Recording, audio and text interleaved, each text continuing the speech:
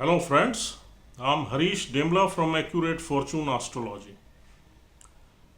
दोस्तों, आज हम बात करेंगे कि एरीज लगन में यदि शनि देव 7th हाउस में आ जाएं, यानी कि अपने एग्जॉल्टेड साइन में आ जाएं, तो हमें किस तरह के फल देंगे। दोस्तों, 7th हाउस का संबंध हमारी वाइफ से है या हस्बैंड से है, यानी हमारे स्पाउस से है, मैरिटल ब्लिस से है, मैरिटल हैप्पीनेस से है, पार्टनरशिप से है, हमारे पार्टनर से है, बिजनेस से है, ट्रेड से है, फॉरेन ट्रैवल से है, बिजनेस के प्रॉफिट से है, बिजनेस की सक्सेस से है, ग्रोथ से है, हमारे सामने की दुनिया यानी कि जो दूसरे लोगों के साथ हम संबंध बनाते हैं उससे है, और ओवरऑल हमारी प्रोस्पेरिटी के लिए पर्सनल लाइफ की एंड प्रोफेशनल लाइफ की।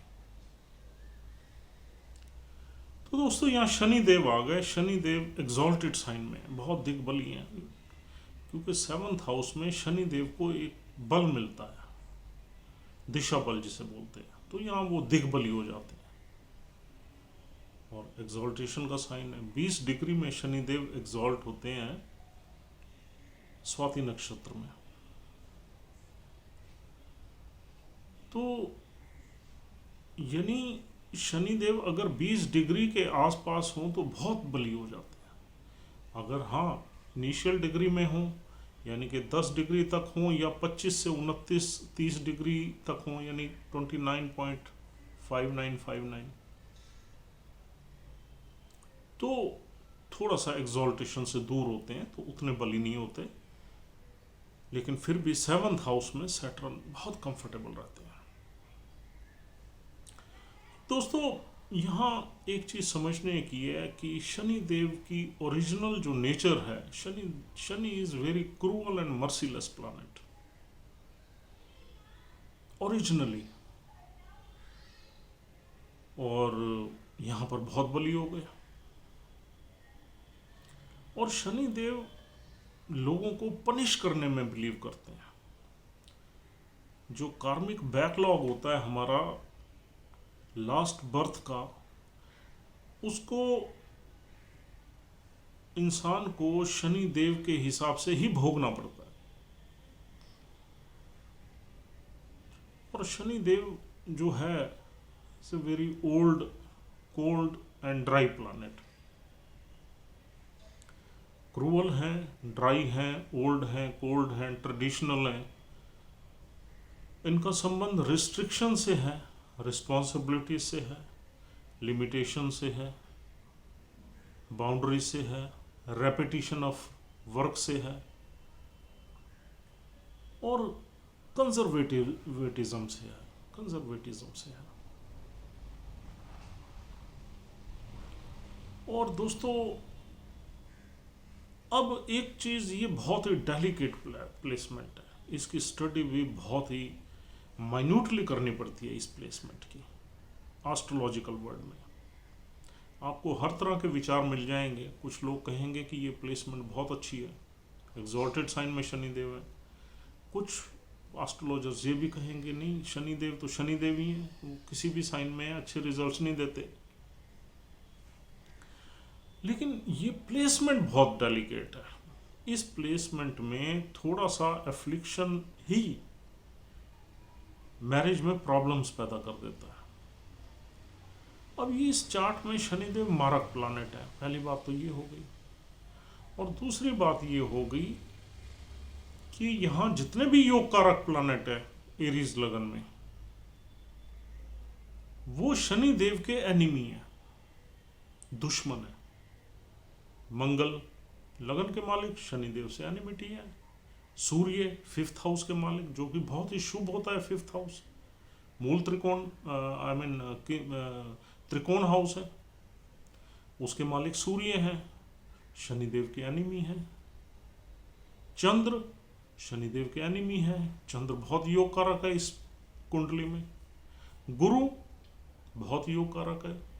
हाँ, गुरु से एनिमिटी बेशक हम नहीं कह सकते, लेकिन गुरु और शनि बिल्कुल अपोजिट प्लैनेट्स हैं। हालांकि दोनों में एक म्यूचुअल रिस्पेक्ट है, but they are opposite planets. Shanidev से हम नेगेटिविटी देखते हैं, गुरुदेव से ऑप्टिमिज्म देखते हैं।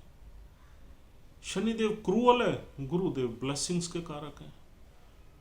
शनिदेव पुत्री देते हैं, गुरुदेव पुत्र के कारक हैं। शनिदेव रिस्ट्रिक्टेड रखते हैं इंसान को, गुरुदेव एक्सपेंड करते हैं। और शनिदेव पनिश करने में बिलीव करते हैं, गुरुदेव ब्लेस करने में बिलीव करते हैं। तो यहां पर गुरुदेव भी योग कारक प्लैनेट हैं एरीज लगन में, लेकिन शनिदेव के कहीं ना कहीं उलट हैं। तो यहां पर ये भी काम नहीं बनता। और राहु और केतु अगर शनि के साथ बैठ जाएं तो बेशक राहु को शनि की परछाई कहते हैं, लेकिन राहु और शनि की कंजंक्शन खराब कर देती है उस घर को। Reason being basic nature Rahu और शनि की बिल्कुल डिफरेंट है। हाँ, इनके फल एक जैसे हो सकते हैं, पीड़ा एक जैसी हो सकती है, इंसान को कष्ट एक जैसे दे सकते हैं ये, लेकिन नेचर दोनों की बिल्कुल अपोजिट है। राहु को हर चीज जल्दी चाहिए, शनि डिले करते हैं। राहु हर चीज ऑब्सेशन है, शनि में एक सेपरेटिव टेंडेंसीज है। शनि का कंसर्न कहीं ना कहीं स्पिरिचुअलिटी से है, अकेलेपन से है, सेपरेटिव टेंडेंसी से है। और राहु ऑब्सेसिव है, चीजों को लेने में, मटेरियलिस्टिक गेन्स लेने में हमेशा तत्पर रहता है। और शनि जो है कंजर्वेटिव प्लैनेट है, ट्रेडिशनल प्लैनेट है। और राहु जो है हमारे ट्रेडिशनल टैबूस को तोड़ने में बिलीव करता है। तो आप ये मत समझिए कि राहु और शनि में मित्रता तो है, लेकिन in nature they are totally opposite planets. और ऐसे ही केतु है, Ketu is all together different. तो यहां राहु, केतु, मंगल, सूर्य, चंद्र, गुरु, अब यही प्लैनेट्स हैं। और कौन रह गया? एक हमारे पास वीनस रह गया, जो कि 7th हाउस का लॉर्ड है। हाँ, 7th हाउस का लॉर्ड अगर यहां बैठ जाता है तो यहां हम मान सकते हैं कि मैरिज में ब्लेसिंग्स रहेगी। दोस्तों, हाँ, ये बहुत एक अजीब बात है कि यहां पर एग्जॉल्टेड साइन में भी शनिदेव आपको मैरिटल ब्लेसिंग्स नहीं देंगे, बिकॉज शनिदेव में एक सेक्सुअल अर्ज नहीं है, because he is old and dry planets. Relationship में भी बड़े रूड रहते हैं, बड़े स्ट्रेट फॉरवर्ड रहते हैं। जिससे भी उनका रिश्ता होता है, ही बिकम्स वेरी स्ट्रेट फॉरवर्ड। वो आपकी इमोशंस उससे हर्ट हो या ना हो, उन्होंने अपनी बात बिल्कुल ही स्ट्रेट फॉरवर्ड कहनी है। तो यहाँ पर इमोशनल डिटैच्ड है प्लैनेट्स। और मैरिटल ब्लिस में इमोशंस की ज़रूरत है। और शनिदेव यहाँ तो बहुत बली है, इमोशनली डिटैच्ड है, ड्राई है, कोल्ड है, पावरफुल है। यहाँ पर दोस्तों ऐसा माना जाता है कि इस घर पे वैसे तो शनिदेव अगर अकेले भी बैठे हों तो आपकी मैरिज में उतना हैप्पीनेस नहीं चलेगी। हाँ, लेकिन एक स्टेबल लाइफ ज़रूर चलेगी, मैरिज टूटेगी नहीं। अगर शनिदेव अकेले बैठे हैं और किसी भी दूसरे प्लैनेट की दृष्टि नहीं है, लेकिन ये इम्पॉसिबल है, ऑलमोस्ट वेरी डिफिकल्ट है। इम्पॉसिबल तो नहीं कह सकते, बहुत डिफिकल्ट है कि 7th हाउस पे किसी प्लैनेट की दृष्टि ना हो और कंजंक्शन ना हो। कोई सामने बैठा हुआ प्लैनेट दृष्टि डाल सकता है साइड में, इधर उधर, यानी कि गुरु को छोड़ के, यानी कि अगर शनि की दृष्टि आ गई, सूर्य की दृष्टि आ गई, या सूर्यदेव बैठ गए, मंगल की दृष्टि आ गई, मंगलदेव बैठ गए, बुध की दृष्टि आ गई, बुधदेव बैठ गए 7th हाउस में। और चंद्र भी अगर बैठ गए तब भी बुरा फल देंगे, क्योंकि चंद्र और शनि से विष योग बन जाता है। और यहाँ पर इंसान की इमोशंस और मन बड़ा पीड़ित रहता है। हालांकि मटेरियल हैप्पीनेस में ही कैन ब्लेस, लेकिन इंसान कभी खुश ही नहीं रहेगा, उसका मन हमेशा दुखी रहेगा। और फिर कोई ना कोई बीमारी, अस्थमेटिक या रेस्पिरेटरी बीमारी भी दे देगा शनि है। यहां पर दोस्तों अगर सूर्य बैठ गए तो नीच के हो जाते हैं, शादी खराब कर देंगे। मंगल बैठ जाए तो शादी में झगड़े पैदा कर देंगे, एग्रेशन दे देंगे, और शनि और मंगल में वैसे नहीं बनती। अगर यहाँ पर बुध बैठ जाए तो बुध मारक प्लैनेट है, छठे घर के हाउस के मालिक अगर सातवें में आ जाए तो शादी में लड़ाई झगड़ा चलेगा। और फिर वाणी के कारक है आदमी शनि, और बुध जो है वाणी भी बड़ी उग्र और बड़ी रूड और बड़ी खड़ी बोलेंगे, शादी नहीं चलाएंगे। और यहां पर मंगल, सूर्य, बुध और चंद्र आ जाए तो मन पीड़ित रहेगा, आपका हैप्पीनेस की फीलिंग नहीं रहेगी। हाँ, गुरु अगर यहां आ जाते हैं मेल चार्ट में तो शादी में ब्लेसिंग्स रहेगी। और वीनस भी आ जाते हैं तो भी शादी में ब्लेसिंग्स रहेगी। अब ये दो प्लैनेट्स हैं। अब देखिए इसमें क्या है, शुक्र के साथ अगर शनि बैठ जाए आदमी की कुंडली में तो शादी लेट हो जाएगी, 30 साल के बाद योग बनेगा मिनिमम। अगर शुक्र के साथ शनि बैठ जाए तो शुक्र क्या, हमारे संबंध है, हमारे रिलेशनशिप है, वाइफ है, और शनि बैठ जाए तो Shani will delay the significance of Venus end of this house. और अगर यहां गुरु बैठ जाए मेल की कुंडली में तो भी शादी डिले जरूर होगी लेकिन ठीक रहेगी। फीमेल की कुंडली में अगर गुरु बैठ जाए तो शादी डिले होगी, और वीनस बैठ जाए तो शादी फिर भी लेट जरूर होगी। 28 के बाद योग बनता है। अगर फीमेल की कुंडली में वीनस और शनि बैठ जाए तो 28 के बाद, यानी कि नॉर्मली हमने देखा है 30 साल के बाद होती है, 28 के बाद तब होगी जब वीनस जैसे शुभ ग्रह बैठ जाए अपने ही घर में। और इधर से अगर फीमेल की कुंडली में यहाँ मंगल बैठ गया और राहु बैठ गया, मंगल, राहु और सैटर्न तीनों बैठ गए तो कोई ट्रेजेडी होने के योग बनते हैं। क्योंकि देखो मंगल और राहु दोनों विस्फोटक प्लैनेट हैं, अगर इकट्ठे आ जाएं, फिर सैटर्न भी बीच में आ गया तो दे 3 will destroy the marital bliss. और इवन मेल की कुंडली में भी अगर इस तरह के तीनों प्लैनेट्स आ जाए तो दिक्कत पैदा हो जाएगी पार्टनर के लिए। हाँ, या शनि अगर 7th हाउस में अकेले बैठे हैं किसी मैलेफिक अफेक्ट के बिना, किसी की दृष्टि नहीं या कंजंक्शन नहीं है यानी युति नहीं है, तो यहाँ पर मैरिज होगी। मैरिज में आपका पार्टनर बहुत सोबर होगा, रिस्पॉन्सिबल होगा, मैच्योर होगा, सीरियस होगा। एज में डिफरेंस हो सकता है दोनों, या हस्बैंड बड़ा होगा देखिए या वाइफ बड़ी होगी। अब ये देखना थोड़ा सा टिपिकल है कि कौन बड़ा होगा, क्योंकि शनि 7th हाउस में जब बैठता है तो लगन को भी देखता है। और अगर 7वें घर पे यंग प्लैनेट्स का इन्फ्लुएंस ज्यादा है, यानी कि मून का इन्फ्लुएंस है, मंगल का है या वीनस का है 7th हाउस पे, तो हस्बैंड बड़ा होगा। और अगर इन्फ्लुएंस 7th हाउस पे जुपिटर का ज्यादा है, शनि का ज्यादा है, तो वाइफ बड़ी होगी। मतलब यंग प्लैनेट्स का इन्फ्लुएंस लगन और 7वें भाव में जिस भाव पे ज्यादा है यंग प्लैनेट्स का इन्फ्लुएंस, वो उसकी एज कम होगी। अगर एज कम नहीं होगी तो लुक्स में बड़ा फर्क होगा। तो यहाँ पर एज डिफरेंस इस तरीके से आप चेक कर सकते हैं, लेकिन यहाँ एज डिफरेंस मिलने के ज्यादा योग बनते हैं अगर सैटर्न इस हाउस में है तो। लेकिन सैटर्न यहाँ दिग्बली होके बैठा है तो एक चीज जरूर है, अगर मैलेफिक इफेक्ट नहीं है और शादी आपकी हो गई है और थोड़ा बहुत मैलेफिक इफेक्ट है तो पीड़ा के साथ शादी चलेगी। एक आध प्लैनेट का मैलेफिक इफेक्ट है भी सही तो कुछ पीड़ा रहेगी, लेकिन शनि देव जो है शादी को चला देते हैं, पूरी लाइफ चलाते हैं।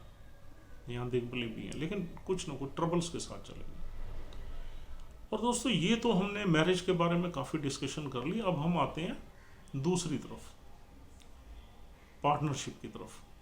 तो बिजनेस पार्टनरशिप यहाँ पर अच्छी चलती है। पार्टनर्स में थोड़ा सा स्ट्रेट फॉरवर्डनेस रहती है, वो अच्छी मानी जाती है बिजनेस के लिए। और यहाँ पर शनिदेव बैठ जाएं तो ऐसा माना जाता है आदमी अपना ही बिजनेस करेगा। 80% चांसेस ये हैं कि he will do his own business, और यहाँ पर उसमें भी वो कहीं किसी न किसी मेटल से, स्टील से, आयरन से रिलेटेड बिजनेस कर सकता है, या फिर वो अंडरग्राउंड जो हमारे खनिज निकलते हैं, तेल वगैरह, उनका भी कर सकता है। और यहाँ पर इंसान लॉ वगैरह में भी चला जाता है, बिकॉज 7th साइन जो है ना, ये लॉ का भी है। तो कहीं लॉ फील्ड में यानी कि लॉयर बन सकता है, जज बन सकता है, अगर उसके एजुकेशन के हाउस, या जुपिटर की पोजीशन देखनी पड़ेगी लॉ के लिए, अगर लॉयर बनने के लिए। अगर जज बनना है तो फिर सूर्य को भी साथ में देखना पड़ेगा, उसकी पोजीशन स्ट्रांग होनी चाहिए आपके चार्ट। तो इस तरह का भी योग बनता है। ज्यादातर लोग बिजनेस करते हैं। अब Saturn is a Lord of 11th house, और यहाँ बैठा है अपने बिजनेस के घर में, अपने ट्रेड एंड बिजनेस का घर है ये। तो 11th हाउस हमारा लाभ भाव है, तो अपने बिजनेस या ट्रेड से लाभ कमाएगा। 11th हाउस हमारे डिजायर्स का है, और यहाँ बिजनेस से अपनी डिजायर्स पूरी करेगा। 11th हाउस हमारा नेटवर्क सर्कल का है, उसका नेटवर्क सर्कल जो होगा वो बड़े लोगों का होगा। सैटर्न यहाँ पर बड़ा दिग्बली है, बड़े सीरियस लोगों का, और बड़े ये पॉलिटिक्स से भी रिलेशन है इस घर का। तो पॉलिटिकल बैकग्राउंड भी हो सकती है उन लोगों की जिनसे यहाँ पर रिलेशनशिप रहेगी। सैटर्न बड़े पावरफुल लोगों के साथ संबंध रहेंगे इसके। और यहाँ पर 11th हाउस हमारे बड़े सिबलिंग्स का है, 7th हाउस बिजनेस का है। तो बड़े सिबलिंग्स की सपोर्ट भी 7th हाउस के बिजनेस में, यानी ट्रेड एंड बिजनेस में, इस सैटर्न को मिल सकती है, बिकॉज एग्जॉल्टेड साइन में। यहाँ से बैठा हुआ सैटर्न देखेगा 9th हाउस को। अगर जुपिटर वेल प्लेस्ड है चार्ट में, तो ये धर्म को मानेगा, पिता की इज्जत करेगा, गुरु की इज्जत करेगा। अगर गुरु थोड़ा सा भी अफ्लिक्टेड है, यानी 8वें में फंसा हुआ है, 12वें में फंसा हुआ है, या 6ठे में है, तो ये उस घर को और बिगाड़ देगा, मतलब किसी को नहीं मानेगा। और यहाँ बैठा हुआ शनि 7th एस्पेक्ट से लगन को देखेगा। लगन में एक सैटर्नाइन एनर्जीज आ जाएंगी, यानी कि मंगल का लगन है जो इनिशिएटिव और एक्शन ओरिएंटेड है, उसमें ये थोड़ा सा लेजीनेस दे देगा, थोड़ा ठहराव दे देगा, थोड़ा सा यानी कि एक्शन लेने में डिले दे देगा, हर चीज़ को करने में डिले दे देगा। But he will B a very discipline person, जो नेटिव होगा, क्योंकि उसमें मंगल के साथ साथ सैटर्न की भी एनर्जी आ गई, और उसकी पर्सनालिटी में वो ट्रेड्स आ गए। तो थोड़ा सा रूड भी हो जाएगा, एग्रेसिव भी हो जाएगा, स्ट्रेट फॉरवर्ड भी हो जाएगा, मैच्योर भी हो जाएगा, रिस्पॉन्सिबल भी हो जाएगा, लेजी भी हो जाएगा, मूडी भी हो जाएगा। और 10th एस्पेक्ट पड़ेगा 4th हाउस पे। तो 4th हाउस यानी कि 10th एस्पेक्ट इसका पड़ेगा 7, 8, 9, 10, हाँ, फोर्थ हाउस पे पड़ेगा। तो 4th हाउस चंद्र का है, तो ये 4th हाउस की चीज़ों को भी अचीव कर लेगा सैटर्न बिजनेस से रिलेटेड। यानी कि अगर हम इस पोजीशन को कंक्लूड करें तो पर्सनल रिलेशनशिप्स में यहाँ पर हैप्पीनेस का योग कम बनता है, और थोड़ा सा भी एफ्लिक्शन हो जाए इसमें, जैसा हमने बताया, मंगल बैठ जाए, या सूर्य बैठ जाए, या बुध बैठ जाए, या चंद्र बैठ जाए, तो ये घर बिगड़ जाएगा। यहाँ पर हैप्पीनेस का योग शादी में नहीं बनेगा, लेकिन हाँ बिजनेस में ये बहुत ही हाइट पे ले जाएगा इंसान को, सक्सेस में ले जाएगा। फॉरेन ट्रैवल्स का भी योग बनेगा बिजनेस रिलेटेड। और प्लेजर रिलेटेड। और 10th हाउस हमारे प्रोफेशन का हाउस है, कैरियर का हाउस है। 7th हाउस में एग्जॉल्टेड साइन में सैटर्न यहाँ पर बहुत ही पावरफुल है, बिजनेस में बहुत हाइट पे ले जाएगा, पैसे वगैरह कमाने में इंसान जो है ना बहुत ज़बरदस्त रहेगा, प्रॉफिट्स लेने में। लेकिन पर्सनल रिलेशनशिप में यहाँ दिक्कत ही रहेगी अगर हम इसको कंक्लूड करें तो देखो, जो सैटर्न का बैठना विवाह स्थान पे वैसे भी ठीक नहीं है, और फिर यहाँ तो बड़ी पावरफुल पोजीशन में बैठा है, और फिर यहाँ पर वो अपनी चलाएगा। He will be a ruthless and emotionless I mean, तो कहीं ना कहीं कंपैटिबिलिटी में दिक्कत आएगी और इमोशंस की कमी रहेगी। तो दोस्तों, यहाँ बैठा हुआ शनि हमें मिलेगा चित्रा नक्षत्र में, स्वाति नक्षत्र में, या फिर विशाखा नक्षत्र में। चित्रा नक्षत्र मंगल देव का है, वो यहाँ 6.4 डिग्री तक है, 0 से 6.4 डिग्री तक। अगर चित्रा नक्षत्र में बैठे हैं तो आप मंगल की पोजीशन ज़रूर देख लें कि मंगल किस तरीके से है, किस हाउस में। अगर मंगल इज़ वेल प्लेस्ड तो यहाँ पर आप निश्चिंत रहो, मटेरियलिस्टिक गेन्स आपको, बिजनेस गेन्स बहुत अच्छे मिलेंगे। और चित्रा नक्षत्र का संबंध थोड़ा ग्लैम आर्टिस्टिक चीज़ों से है, क्रिएटिविटी से है, आई मीन आउटर लुक से है चीज़ों की, और शाइनिंग से है, प्रेजेंटेशन से है। क्योंकि चित्रा नक्षत्र में क्या है कि इंसान जो है ना किसी न किसी ऐसे काम में चला जाता है जिसका संबंध डिज़ाइनिंग से हो, फैशन से हो, ब्यूटी से हो, अपीयरेंस से हो, आर्ट से हो, क्रिएटिविटी से हो। इस तरीके के बिजनेस में ले जाता है चित्रा नक्षत्र शनिदेव को या इस नेटिव को। और दोस्तों, अगला नक्षत्र हमें मिलता है 6.4 से 20 डिग्री तक, स्वाति नक्षत्र, राहुदेव का नक्षत्र। राहुदेव जो है ना फॉरेन थिंग से बिलोंग करता है, फॉरेन लोगों से, और एक एलियन प्लैनेट है। Saturn is very happy in the नक्षत्र ऑफ राहु, बट राहु जो है ना कहीं आपको विदेश से जोड़ने की कोशिश करेगा, एक्सपोर्ट इंपोर्ट से जोड़ने की कोशिश करेगा, फॉरेन थिंग्स से जोड़ने की कोशिश करेगा, फॉरेन ट्रैवल से जोड़ने की कोशिश करेगा यहाँ पर नेटिव को, अगर शनिदेव स्वाति नक्षत्र में। और स्वाति नक्षत्र बहुत ही इंडिपेंडेंट बनाता है इंसान को, बिजनेस में ही will be very independent and very powerful, dynamic, action oriented, बड़े ऊंचे ख्वाब देखना, बड़े ऊंचे सपने देखना, बड़े एम्बिशन रखना, उनको परस्यू करना, उनको फॉलो करना, और अचीवमेंट्स भी मिलती हैं। सैटर्न इज दिग्बली इन दिस हाउस। और अगर